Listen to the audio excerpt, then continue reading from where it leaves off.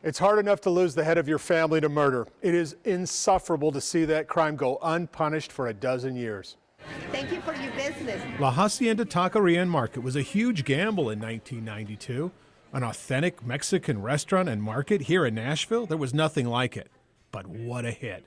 At a tortilla factory that supplies 7 states. Thank you so much, and we appreciate your business. And you understand why the Ceja family is so proud they built this from nothing. It's just a dream, American dream. The market was run by Aureliano and his wife Teresa.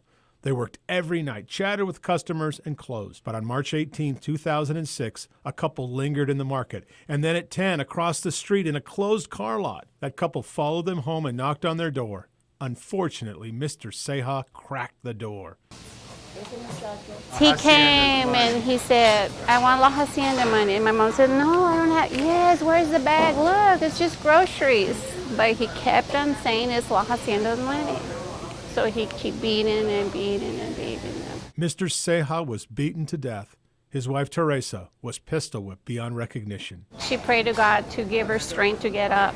She felt very swollen and bloody. She could barely see. It was so hard for this big, close family. The Cejas have 8 children. Many worked right here at La Hacienda happily together. Even though Mrs. Ceja got a good look at the killer that night at Players Court, the case has remained cold for 12 long years. So much changed that night. The Cejas were on the eve of their 50th wedding anniversary. The celebration turned into a funeral that still lingers, solemn, cold, lonely. Since that day, she doesn't have no happiness. She doesn't have no peace. She was always with my father. They were one piece together, always together. She doesn't know how to drive. She doesn't know how to live without him. They stole everything from her. We have our husbands, our family, our kids.